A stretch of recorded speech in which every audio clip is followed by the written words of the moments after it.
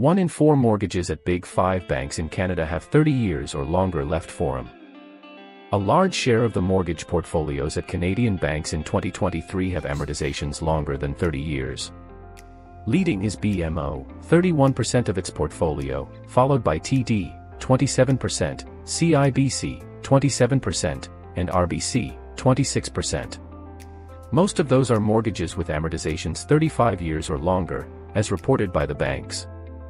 The share of the Canadian mortgage portfolio with amortizations 35 years or longer was 25% at CIBC, RBC, and TD, respectively. OSFI touting the virtues of extending amortizations.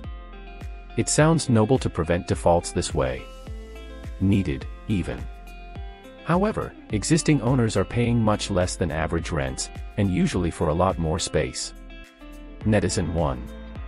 So OSFI is basically allowing banks to put a floor on house prices, therefore protecting the bank's collateral and preventing a price correction. This approach works at cross purposes of the Government of Canada's attempt to develop affordable housing. It is overpriced house prices that is creating the housing prices. They need to correct in order for people to move along the housing continuum. As a homeowner, I think they need to let the correction happen, but that would guarantee politicians would lose their jobs in the process. The whole system and policy framework is captured by those with financial and political interest to keep the status quo. Netizen 2. I totally agree, average men. We just applied for a standard mortgage yesterday and within hours were told we were approved and could have one for as long as we wanted, 35-40-45 years. I laughed at the moron and said, I am too old for that and will be dead by then. He went on with his sales pitch that we can set it up any way we like so as long as we get in, meaning what? So long as we get trapped in this sham of an RE market, where these new amortizations quite literally make you a slave for your entire life and perhaps even your children's lives, as the bank, gov in sheepskin, co-owns your home forever and has the upper hand. Is this what Schwab and his band of thieves meant by saying, you will own nothing and be happy? Prices will never come down to healthy levels if banks have been allowed to get away with this. The grandest Ponzi bailout scheme ever. Netizen 3. Please help me, my mortgage calculator crashed. I would like a mortgage at 5.5% for 200 years. What is the monthly payment? Netizen 4. These people are playing with words in every area of human activity. Negative amortization, negative growth, and so forth so on. It is all done to brainwash and pacify the people, to mislead the people and continue benefit at the expense of majority. They are dead set to not allow market forces which they are, according to their own words, worship. They are all for market economy, and markets would make them lose tons of the illusionary wealth. Current problems lie not in taxes, foreign buyers, immigrants, regulations. It is just all part of the system that is trying hard to make every single human need an investment to make it grow and bring constant cash flows. What investment must do? It must grow in value, which is what housing has been doing. What would you expect? Housing is the very basic human need. If this system cannot fulfill its duties of providing people with place to live at reasonable prices, who needs this system and those who represent it? Basically, the trend is on to turn housing into privilege for very few, and for the rest it is either multi-generational debt slavery, living in hen house condition in extremely expensive and small cubicles, or ultra-expensive rentals where it might come back to situation when people basically had to share a room or some even paid for half bed.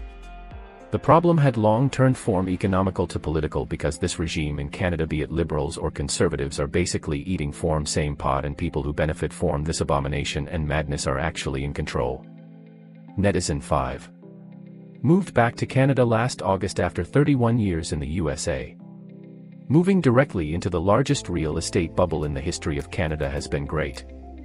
Figuring out that it was unsustainable at the new interest rates created hope.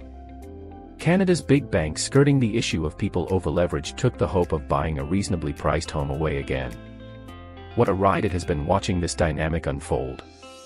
Very unpleasant, unfortunately, for anyone who does not already own a home in Canada. Netizen 6.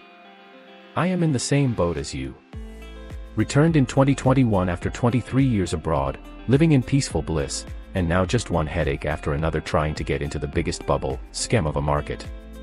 It keeps running away with the banks bailing out folks who should have drowned in debt and been forced to sell. After being told by 2 realtors that this is just a game, and to either play it or walk away from it, I realized how messed up Canadians' way of thinking is with regards to RE, and that it is just a commodity and not a necessity to those heavily invested in it. I am personally tired of the game, severe buyer's fatigue after a failed attempt to find a house 1.5 years later and dozens of viewed homes later. I give up and am considering being an expat again.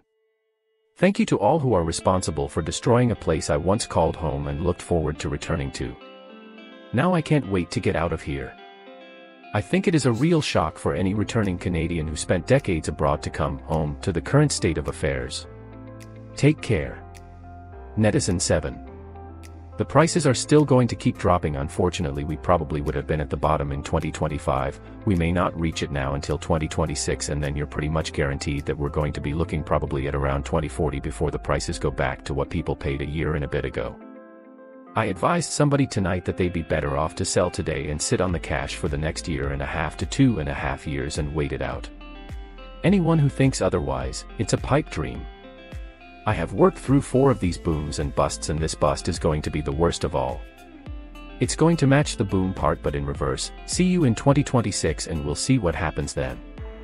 Personally, I see lots of upside for the buyers waiting to sit on the sidelines until the prices hit bottom. Netizen 8. The reason for the banks taking this crazy unprecedented plan of attack is that most of these houses are worth 30 to 50% less than what they paid. The banks are going to get a lot of pain. By doing this, it is going to delay the inevitable. So if there is any common sense left, it would stand to reason that what should be happening now is price drops. But this is going to delay them so that this downturn is going to continue for longer. People are going to be able to hang on longer before they finally come to the realization that it's better to take the loss than to hang in there for the next 15 years hoping that the prices go back to what they paid 2 short years ago. I see this as a stall tactic of the banks. Inevitably, I don't believe it's going to work.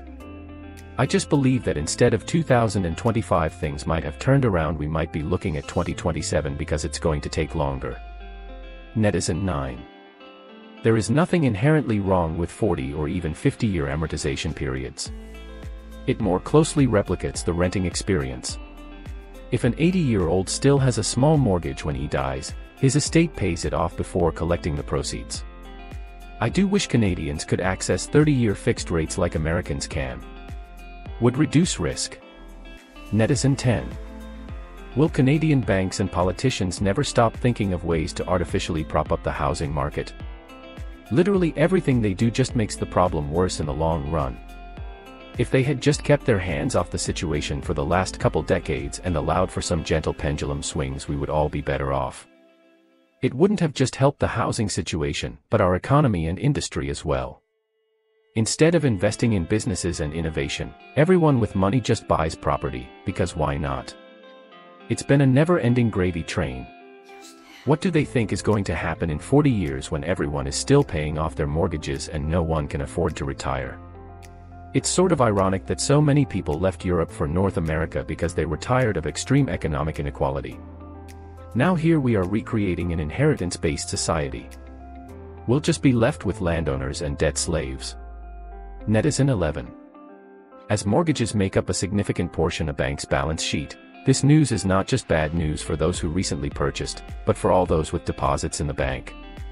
I think that the only way to sort out this real estate bubble and keep the voters somewhat happy is to extend mortgage amortizations. Homes will be generational in nature, i.e. taking a couple of generations to pay it off. With that, house price can stabilize at their current values while new buyers can enter the market under a new paradigm. Lender defaults will help bring house values back down, but will also have very damaging market implications for lending institutions. In Canada, we are limited to 6 banks, a few credit unions, some alt lenders, and that's it. In the US there are over 1,600 regional banks. If some collapse like we have seen, there can be containment. Here, should any of the banks collapse, then it is game, set and match. Even for those who think they are safe. Netizen 12. Technically right now the government is preventing the inevitable. By extending all these amortizations, it's keeping people in houses that should be going into default and walking away. The prices are going to keep falling, and a lot of these people would be wiser to walk away now than to walk away when the prices finally do drop more.